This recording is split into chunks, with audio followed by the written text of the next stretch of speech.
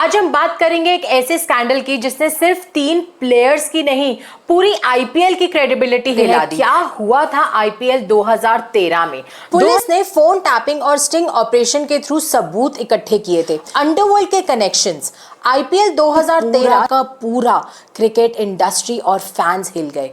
यहाँ का सबसे बड़ा ट्विस्ट, फिल्मी ट्विस्ट, जब लोग समझ ही रहे थे कि प्लेयर्स के नाम काफी है शॉक देने के लिए, तभी सीन में एंट्री हुई एक बॉलीवुड एक्टर खुद माना कि वो अपने टीम के मैचेस पर बेटिंग करते हैं। आईसीसी चैंपियंस ट्रॉफी में एम्पायर बनने वाले थे, लेकिन जैसे ही उनका नाम न्यूज में आया, आईसीसी ने तुरंत उनको टूर्नामेंट से हटा दिया।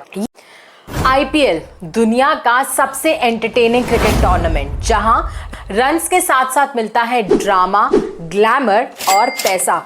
लेकिन 2013 का आईपीएल वो साल जब क्रिकेट सिर्फ खेल नहीं था, एक स्क्रिप्ट थी जिसमें पैसा हीरो था।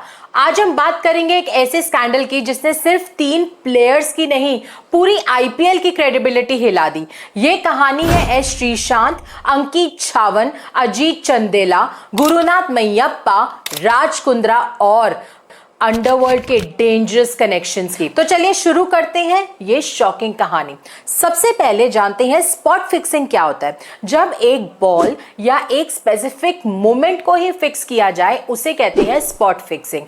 यानी पूरा मैच नहीं, सिर्फ एक ओवर, एक नो बॉल, एक शॉट, सब कुछ पहले से तय होता है और पैसा बनता है सिर्फ एक सिग्नल, जैसे टॉवल फिक्स करना, ब्रेसलेट एडजस्ट करना या जेस्चर से। शुरुआत से शुरू करते हैं क्या हुआ था आईपीएल 2013 में। 2013 का आईपीएल चल रहा था, सब नॉर्मल लग रहा था, लेकिन 15 मई 2013 को दिल्ली पुलिस ने 3 प्लेयर्स को अरेस्ट किया। एस श्रीशांत, अजीत चंदेला और अंकित छावन, ये तीनों राजस्थान रॉयल्स के लिए खेल रहे थे। दिल्ली पुलिस ने कहा कि ये प्लेयर्स स्पॉट फिक्सिंग में इन्वॉल्व थे, मैच के किसी स्पेसिफिक पार्ट में जानबूझकर गलती कर रहे थे, जैसे नो बॉल डालना, वाइड बॉल या स्लो ओवर रेट, ताकि बुकीज उस पर पैसा कमा सके। पुलिस ने फोन टैपिंग और स्टिंग ऑपरेशन के थ्रू सबूत इकट्ठे किए थे। चंदेला ने इस पूरे मामले में अंकित छावन को भी इन्वॉल्व किया। छावन ने कन्फेस भी किया कि उसने फिक्सिंग की है। अंडरवर्ल्ड के कनेक्शंस, आईपीएल 2013 स्पॉट फिक्सिंग का सबसे डरावना पहलू। जब इन्वेस्टिगेशन अपनी रफ्तार पकड़ चुकी थी, तब दिल्ली पुलिस ने एक ऐसा धमाका दिया जिससे कि पूरा का पूरा क्रिकेट इंडस्ट्री और फैंस हिल गए। उन्होंने क्लेम किया कि ये स्पॉट फिक्सिंग सिर्फ बुकीज और बेटिंग तक सीमित नहीं थी, इसका कनेक्शन सीधा अंडरवर्ल्ड के सबसे बड़े डॉन्स दाऊद इब्राहिम और छोटा शकील तक जा रहा था। ये सुनते ही सबके होश उड़ गए, क्योंकि अब बात सिर्फ पैसे की नहीं, ऑर्गेनाइज क्राइम और टेरर फंडिंग तक पहुंच चुकी थी। दिल्ली पुलिस ने केस में MCOCA यानी Maharashtra control of organised crime act लगाया, जो आमतौर पर गैंगस्टर या टेररिस्ट नेटवर्क के खिलाफ यूज होते हैं।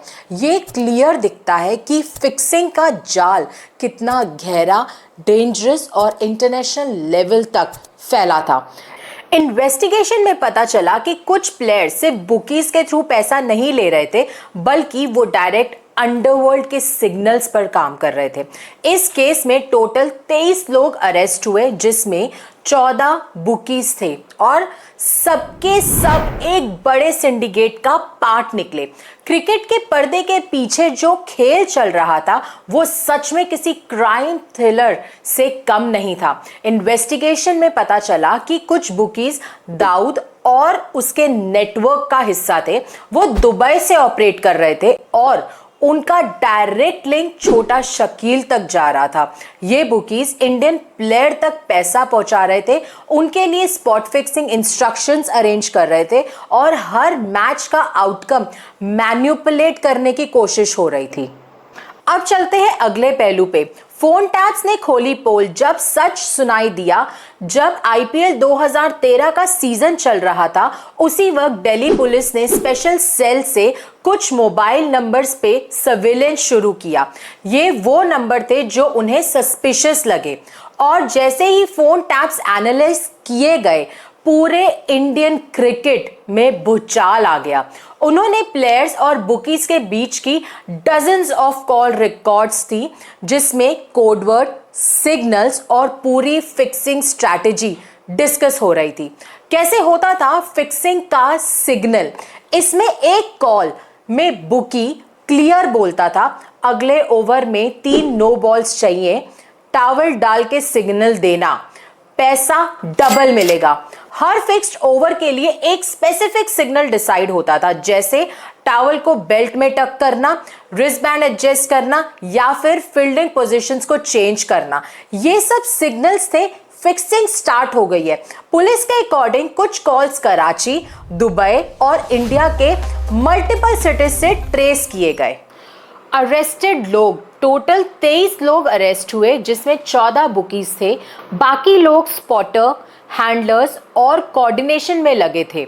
ये लोग अलग अलग सिटीज में बैठे थे, जैसे दिल्ली, मुंबई, जयपुर, हैदराबाद, और रिमोट कंट्रोल से प्लेयर्स को इंस्ट्रक्शंस मिलता था। कैसे चलता था पैसों का रोटेशन? कैश पेमेंट्स, हवाला ट्रांजैक्शंस और इंटरनेशनल अकाउंट्स के थ्रू पैसा घूम रहा था। दुबई और कराची में बेस बुकीज के थ्रू लैक्स करोड़्स इंडिया में प्लेयर्स तक पहुंच रहे थे। यहाँ का सबसे बड़ा ट्विस्ट, फिल्मी ट्विस्ट, विंदु, दारा सिंह और मैयप्पा। जब लोग समझ ही रहे थे कि प्लेयर्स के नाम काफी है शॉक देने के लिए, तभी सीन में एंट्री हुई एक बॉलीवुड एक्टर की, विंदु दारा सिंह की। यस, लेजेंडरी रेसलर और एक्टर दारा सिंह के बेटे विंदु, जो रियलिटी शो बिग बॉस के विनर रह चुके हैं, उनका नाम आया बुकीज के डायरेक्ट कांटेक्ट में। फोन रिकॉर्ड्स ने सब कुछ खोल दिया। मई 2013 में मुंबई पुलिस ने विंदु को अरेस्ट किया। Reason, multiple calls from high profile bookies. उन्होंने जब विंदु के फोन्स को टैप किया, तब एक और बंदे का नाम आया, गुरुनाथ मैयप्पा। गुरुनाथ मैयप्पा कोई आम आदमी नहीं थे, वो चेन्नई सुपर किंग्स के ऑफिशियल टीम प्रिंसिपल थे और सबसे इंपॉर्टेंट, वो बीसीसीआई प्रेसिडेंट एन श्रीनिवासन के दामाद थे। ये लिंक ने पूरा का पूरा बीसीसीआई स्कैंडल तक पहुंचा दिया। विंदु मैयप्पा कनेक्शन। फोन रिकॉर्ड्स में विंदु और मैयप्पा के बीच ओवर 200 कॉल्स ट्रेस किए गए। इस कॉल्स में बेटिंग ऑड्स डिस्कस हो रहे थे, इंफॉर्मेशन एक्सचेंज हुआ, जिसमें team selection, pitch reports, strategies. Mumbai police के अकॉर्डिंगली मैयप्पा रेगुलरली टीम की कॉन्फिडेंशियल इंफॉर्मेशन बुकीज को लीक कर रहे थे थ्रू विंदु। इंटेरोगेशन और डैमेज कंट्रोल। 24 मई 2013 मैयप्पा को किया गया arrest, charges betting, cheating, criminal breach और ट्रस्ट। उन्होंने पहले डिनायल किया, लेकिन इंटेरोगेशन में बेटिंग एक्सेप्ट कर गई। जब स्कैंडल एक्सप्लोड हुआ, तब चेन्नई सुपर किंग्स ने तुरंत अपना पल्ला झाड़ लिया। Gurunath Meiyappa is not a CEO और principal, he is just a sports enthusiastic। आपको लगता है वो एक पावरफुल इनसाइडर थे, क्योंकि सभी डॉक्यूमेंट्स और public events, auction, team meeting, dugout present, ये सब में वो शामिल थे। मैयप्पा एक को डिसीजन मेकर थे सीएसके में। आईपीएल ऑक्शन में वो सीएसके को रिप्रेजेंट करते थे। मैचेस के दौरान उनका डगआउट एक्सेस होता था। टीम सिलेक्शन स्ट्रैटेजीज में एक्टिवली इन्वॉल्व थे। तो ये कहना कि वो सिर्फ एक एंथुसियास्टिक फैन थे, एक क्लासिक केस था डैमेज कंट्रोल का। लीगल एक्शन देखते हैं। विंदु दारा सिंह को भी बेटिंग और लिंक्स विद अंडरवर्ल्ड बुकीज के चार्जेस में अरेस्ट किया गया। गुरुनाथ मैयप्पा के अरेस्ट के बाद सीएसके का इमेज हिट हुआ। बीसीसीआई प्रेसिडेंट एन श्रीनिवासन पर प्रेशर आया रिजाइन करने के लिए, लेकिन उन्होंने रिजाइन करने से मना कर दिया। बोला, I will not resign, I have done nothing wrong. Next twist, Raj Kundra का शॉकिंग बॉम्बशेल। आईपीएल स्कैंडल में एक और बड़ा ट्विस्ट। जब पूरी दुनिया मैयप्पा स्कैंडल के पीछे लगी थी, तब एक और धमाका हुआ। राज कुंद्रा राजस्थान रॉयल्स के को ओनर और बॉलीवुड की शाइनिंग स्टार शिल्पा शेट्टी के हस्बैंड का नाम सामने आया। दिल्ली पुलिस ने कहा, राज कुंद्रा ने खुद माना कि वो अपने टीम के मैचेस पर बेटिंग करते हैं। हाँ, आपने सही सुना, अपने ही टीम के गेम्स पे लगाते थे वो बेटिंग, और ये सब हो रहा था उनके क्लोज बुकी फ्रेंड के through.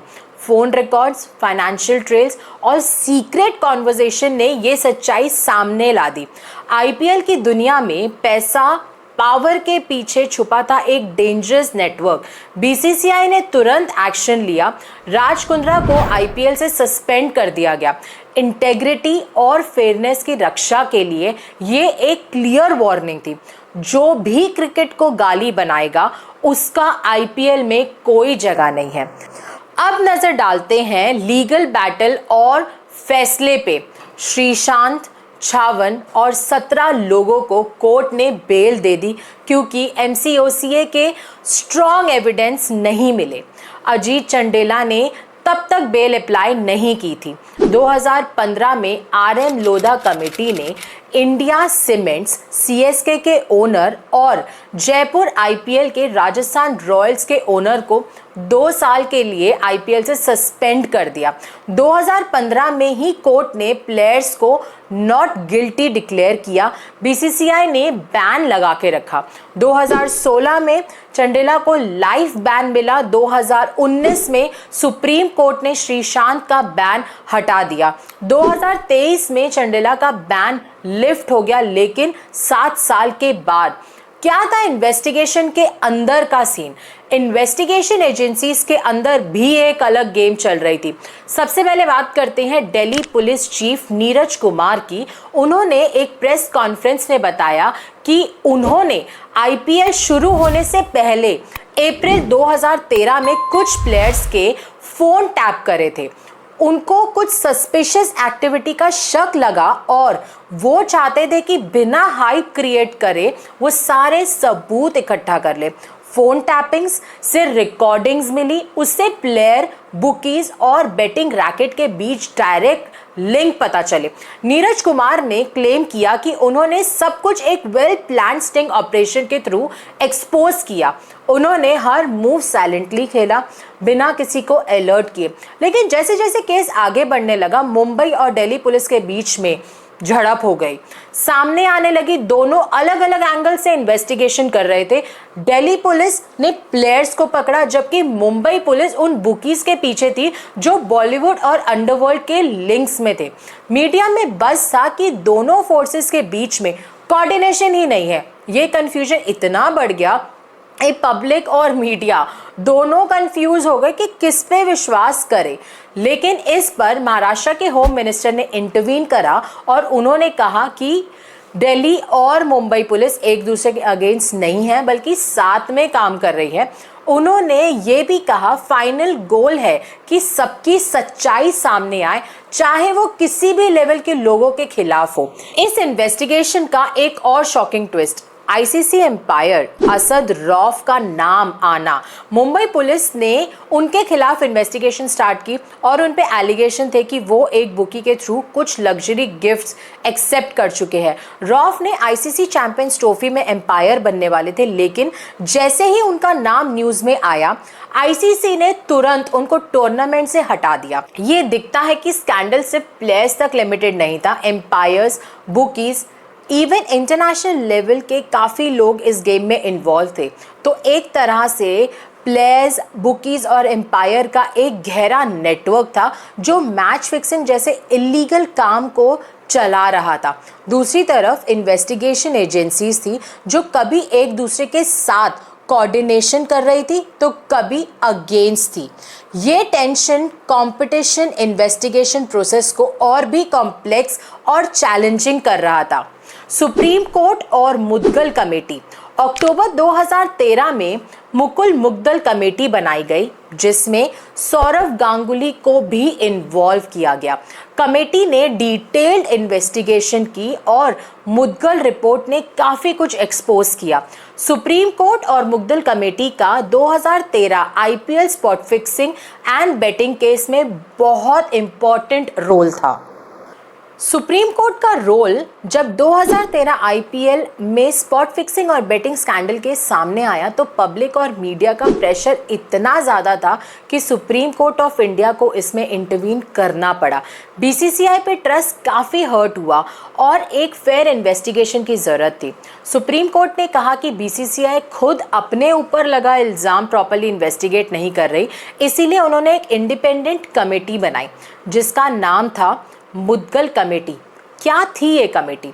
Lead by justice retired Mukul Mudgal, former chief justice of Punjab and Haryana high court, L Nageswara Rao, additional solicitor general Nilay Dutta, senior advocate and cricket expert. Mudgal committee का काम था ये चेक करना कि श्रीशांत और दूसरे प्लेयर्स के खिलाफ जो स्पॉट फिक्सिंग का इल्ज़ाम है वो जेन्युइन है या नहीं।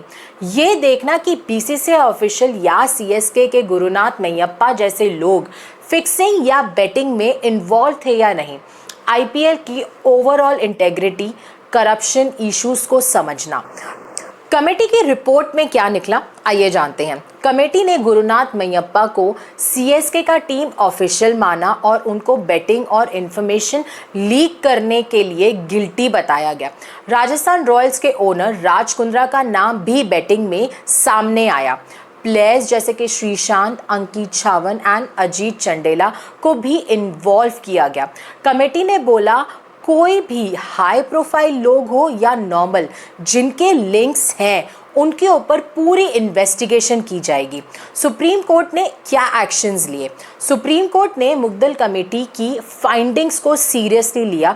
जस्टिस आरएम लोधा कमेटी को अपॉइंट किया गया और रिफॉर्म और पनिशमेंट क्या देने हैं वो डिसाइड किया।